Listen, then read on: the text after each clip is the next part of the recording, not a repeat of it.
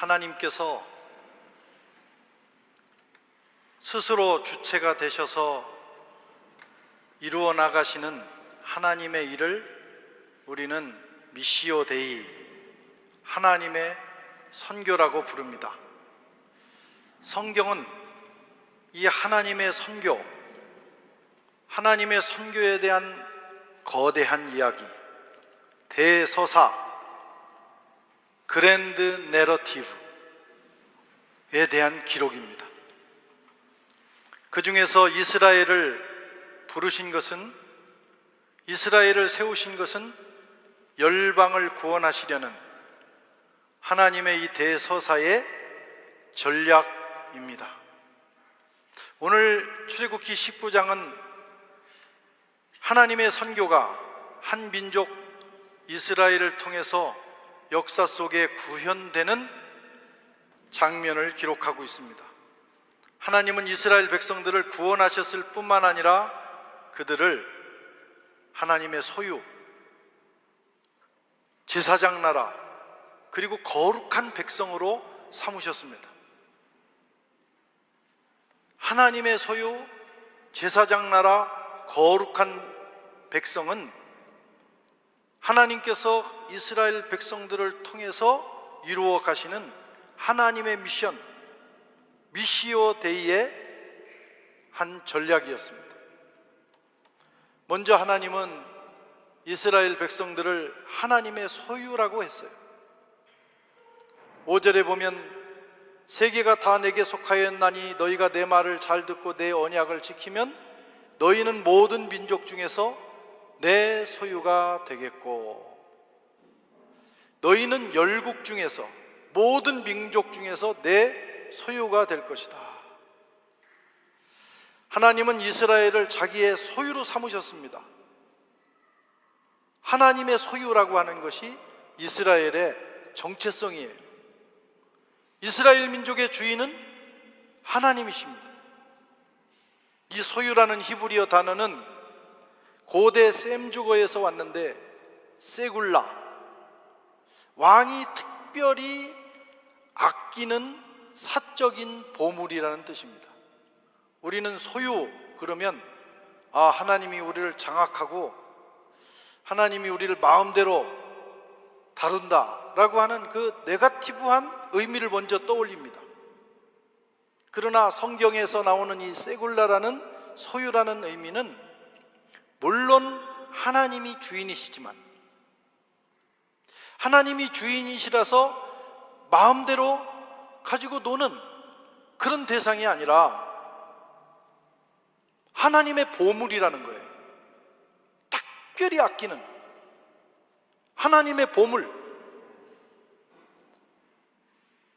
자나깨나 생각해야 되는 하나님의 보물. 우리가 자식이 너무 귀하면 눈에 넣어도 아프지 않다고 그러잖아요. 이런 거짓말이 어디 있습니까? 눈에 먼지 하나만 들어가도 눈물이 쏟아 눈을 뜰 수 없고 아픈데 어떻게 자식을 눈에 넣는데 그 눈이 아프지 않을까요? 그 정도의 과장된 표현을 해도 아깝지 않은 거예요. 그게 보물입니다. 이스라엘 백성들은 이때부터 하나님께는 보물이 된 거예요.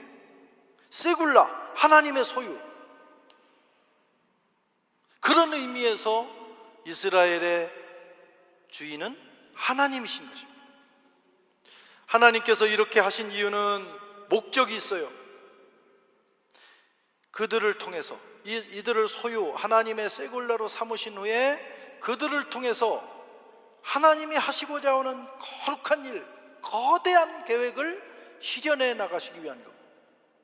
그것은 바로 음부의 권세를 이 땅에서 제거하고 사탄이 엉망으로 만들어버린 이 세상을 하나님 나라로, 하나님 나라의 문명으로 바꾸시기 위해서 그렇게 하신 것입니다. 그 일을 다른 말로 선교라고 하는 거예요. 선교는 나가서 우리가 복음을 전해서 영혼을 구원하는 것으로 끝나는 것이 아니라 그들을 통해서 하나님 나라의 문명, 거룩한 문명, 생명의 문명을 이 땅에 세워나가는 일이 선교입니다. 그래서 선교는 기독교 문명 운동이 됩니다. 하나님은 그 일을 위해서 지금 이스라엘을 부르고 계시는 거예요. 저와 여러분도 세굴라입니다. 우리는 하나님을 아버지라고 부릅니다. 아버지라고 부르라고 말씀하셨어요. 베드로도 우리를 세굴라라고 소개하고 있습니다. 베드로전서 2장 9절 같이 읽어보겠습니다. 오직 너희는 택하신 족속이요 왕같은 제사장들이요 거룩한 나라요 그의 소유된 백성이니. 하나님의 세굴라, 하나님의 보물된 백성, 우리는 그런 존재들입니다. 어쩌면 구약의 이스라엘보다도 우리는 더 존귀한 존재예요. 하나님께서 그의 아들 예수 그리스도를 십자가에 못 박게 하시고 그 핏값으로 산 존재이기 때문입니다. 그래서 그리스도인은 그 자신의 정체성에 대한 자신감을 가져야 돼요. 나는 사실은 굉장히 괜찮은 존재라고 하는 겁니다. 괜찮은 존재 정도가 아니에요. 이런 정체성에 대한 확신이 있을 때 우리는 세상을 이길 수 있습니다. 세상을 두려워하지 마십시오. 우리는 하나님의 세굴라입니다. 하나님께서 저와 여러분들을 지켜주실 것입니다. 우리가 사명 끝나는 그날까지 세상에 폭풍우가 치고 흉흉한 바다의 파도가 일어날지라도 하나님은 그 가운데서 그의 백성을 보물로 지켜주십니다. 세상의 평가에도 흔들리지 마십시오. 우리가 얼마나 귀가 얇은지, 누가 뭐라고만 해도 기가 죽습니다. 누가 한마디 네거티브한 말을 하면 시험 들어버려요. 누가 댓글로 몇 마디만 하면 이거 살아야 돼 말아야 돼, 심각한 고민을 합니다. 또 사실 요즘 그 댓글을 저도 어쩌다가 한 번씩 받아보면 진짜 감정을 흔들어 놓습니다. 쉽지 않은 걸 알아요. 그러나 우리가 금방 그 상황을 추스릴 수 있는 것은 내가 누구인지를 알기 때문이에요. 그런 외부의 말, 세상의 평가, 누군가의 평가가 내 인생을 흔들어 놓을 수 없어요. 왜? 우리는 하나님 앞에서 세굴라, 하나님의 보물이기 때문입니다. 자신을 저평가하지도 마세요. 사로잡혀 살지도 마세요. 우리는 하나님의 소유입니다. 우리가 세상에 사로잡혀서 끌려다닐 그럴 존재가 아니라는 거예요. 이것이 저와 여러분 크리스찬의 정체성입니다. 하나님이 우리를 이렇게 귀하게 대우하신 이유가 있어요. 저와 여러분들을 통해서 세상을 구원하고, 그리고 하나님 나라를 통해서 이 세상의 문명을 거룩한 문명으로 바꾸어 나가기 위해서입니다. 우리는 그 일을 위해서 부름받은 사람들이에요. 그냥 예수 믿고 구원받아 천당 가는 것으로 끝나지 않습니다. 우리가 여기서 살아있는 동안 우리가 해야 될 일이 있고, 그 일은 어마어마한 가치가 있는 거예요. 하나님의 거룩한 나라, 그 문명을 이 세상에 음부의 권세가 있는 이 어둠의 세계에 새롭게 세워나가는 일입니다. 하나님 나라를 세우는 일이에요. 사도 바울은 이 일을 위해서 우리가 하나님의 동역자가 됐다고 했어요. 동역자, 가슴 뛰는 말 아닙니까? 누구의 동역자입니까? 하나님의 동역자예요. 그게 저와 여러분들을 부르신 하나님의 목적이고, 우리를 하나님의 보물로 삼으신 하나님의 목적이에요. 우리가 이 사실을 알고 이 일에 헌신하면서 살아간다면 우리는 인생을 잘 사는 것입니다. 두 번째로 이스라엘을 제사장 나라라고 불렀어요. 6절에 보면 너희가 내게 대하여 제사장 나라가 되며, 제사장은 하나님과 사람 사이의 중보자입니다. 이스라엘 백성과 하나님 사이의 중보자로 레위인을 택하셔서 제사장으로 삼으셨어요. 제사장은 이스라엘 백성들의 아픔과 죄와 사연들을 가지고 하나님 앞에 아뢰는 사람이에요. 하나님의 말씀을 받아서 백성들에게 전달하는 사람입니다. 그 제사장이에요. 하나님과 세상 열방을 위해서는 이스라엘 민족을 제사장 나라로 세우셨어요. 이스라엘의 사명은 하나님과 세상 나라 사이에서 중보자가 되는 겁니다. 하나님의 다리가 되는 것입니다. 이스라엘은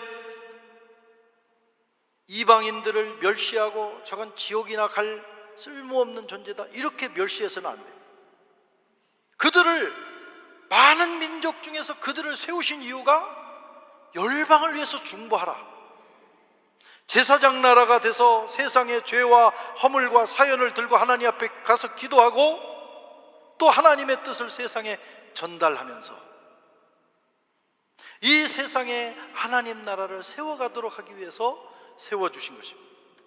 그 일을 감당해야 될 민족이 이스라엘이에요. 이스라엘은 건국 이념 자체가 선교입니다. 하나님의 선교, 미시오 데이를 위해서 존재해야 돼요. 그 사명을 망각했을 때 하나님은 그들에게 매를 대신 거예요. 그리스도인과 교회는 이 사명을 이어받았습니다. 저와 여러분, 교회, 크리스찬, 저와 여러분은 이 미시오 데이를 위해서 불러주셨어요. 왕같은 제사장으로 우리에게 왕적 권위를 주셨어요. 제사장으로 세워주셨어요. 선교적 인생, 선교적 교회가 되라는 말입니다. 우리가 다 아프리카는 갈 수 없지만 시간을 정해서 가야 되고, 우리가 풀타임 헌신할 수 없으면 우리가 재능과 시간과 물질을 통해서, 여러분, 내 재능을 드리고 내가 가진 물질을 선교를 위해서 드림으로 이 일에 참여해야 합니다. 때를 얻든지 못 얻든지 모든 상황에서 우리는 미시오데이, 선교의 일을 감당해야 돼요. 이 땅의 어둠의 세계를 바라보면서 가슴 아파하고 그 속에서 고통당하는, 마귀의 밑에서 고통당하는 수많은 사람들을 가슴에 품고 하나님 앞에 나가서 기도하고 하나님의 구원의 그 메시지를 그들에게 전해야 합니다. 그 일을 감당하는 것이 좋은 교회고, 그 일을 감당하는 인생이 잘 사는 인생입니다. 베드로전서 2장 9절에도 오직 너희는 택하신 족속이요 왕같은 제사장들이요 이는 너희를 어두운 데서 불러내어 그의 기이한 빛에 들어가게 하신 자의 아름다운 덕을 선전하게 하려 하심이라. 복음을 전하고 하나님 나라의 문명을 세상에 전함으로 세상을 새롭게 하는 그 미션을 위해서 우리를 불러주셨다는 거예요. 이 일을 잘 감당하면 인생을 잘 사는 거예요.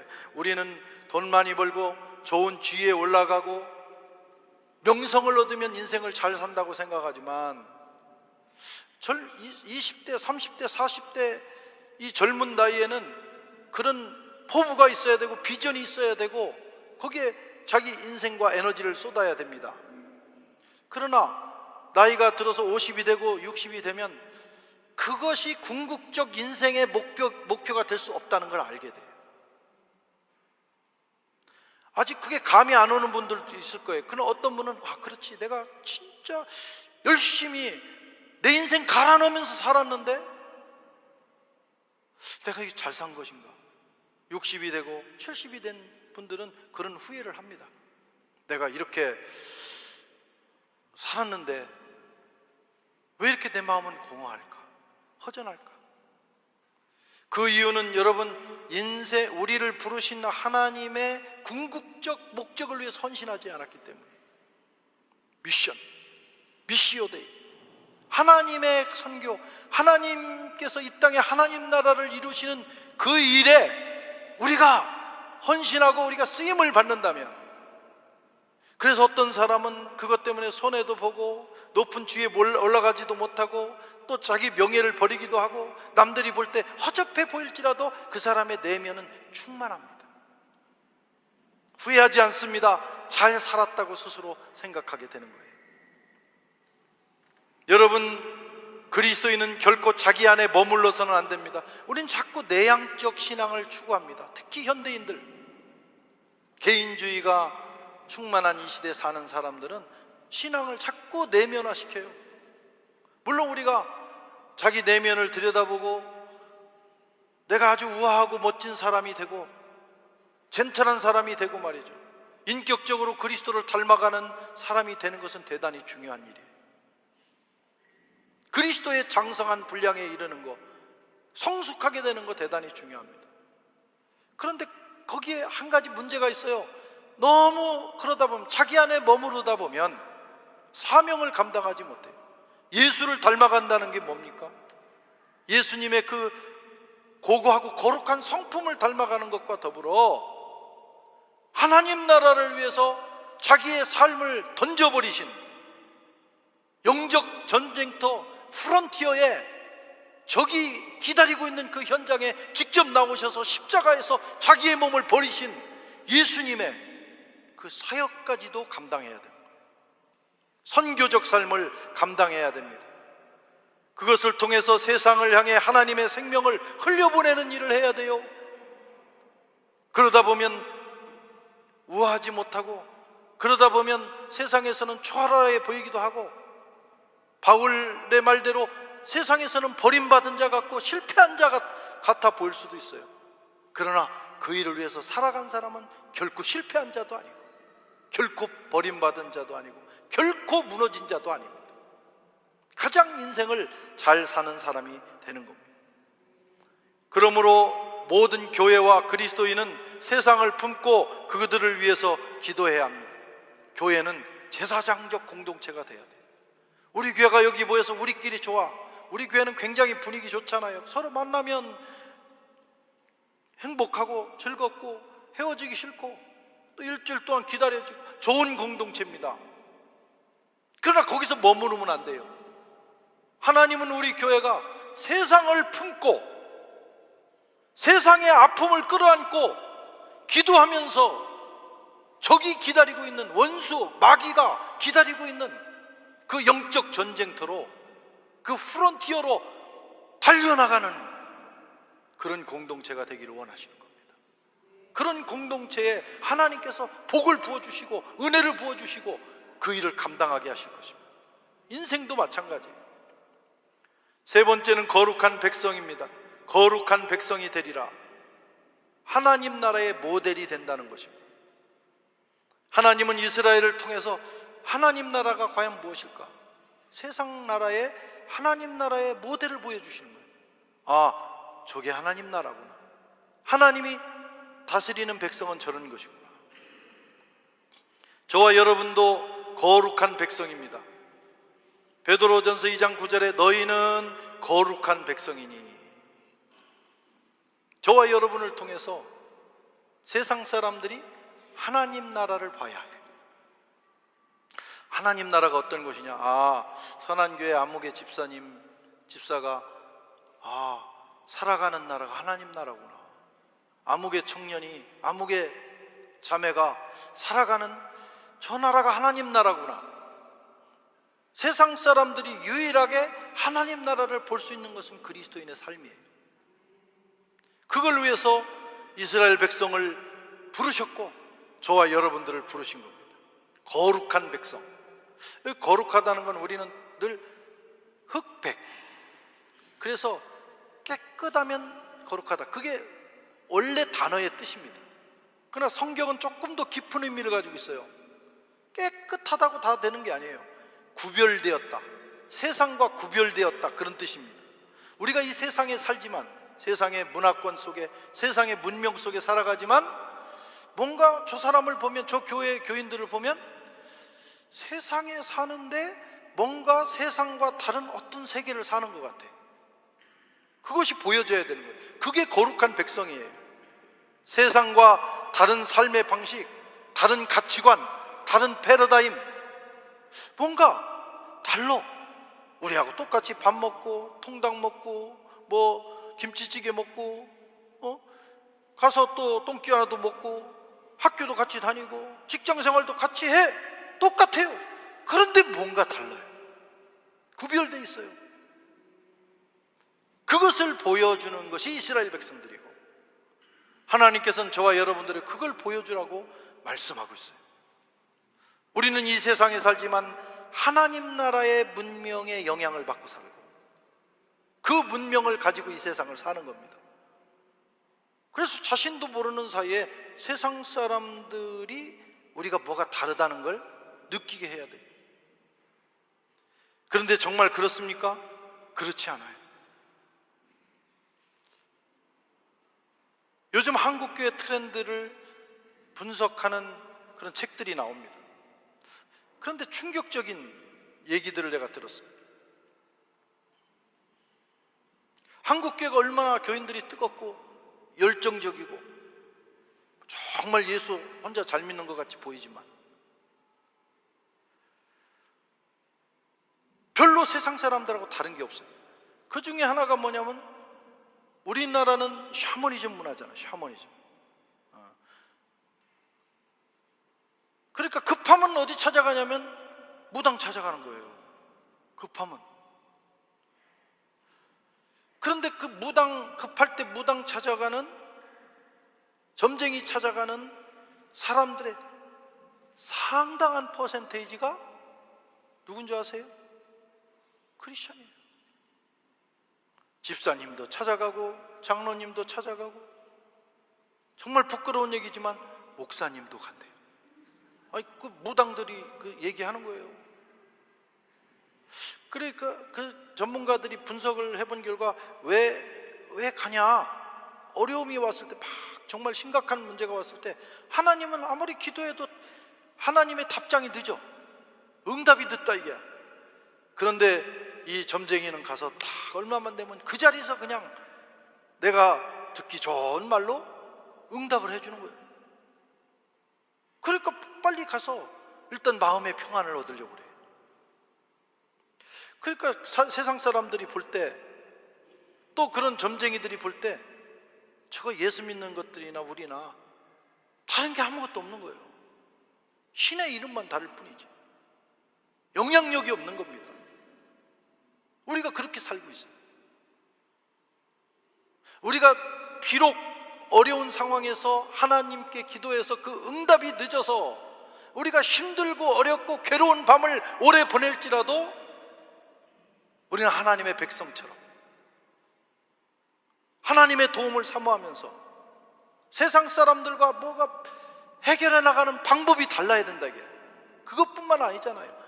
다양한 일들이 세상과 다른 뭔가, 저 사람들은 여기 사는 우리하고 똑같은 사는 사람인데 뭔가 달라 라고 하는 걸 보여줘야 그게 크리스찬이에요.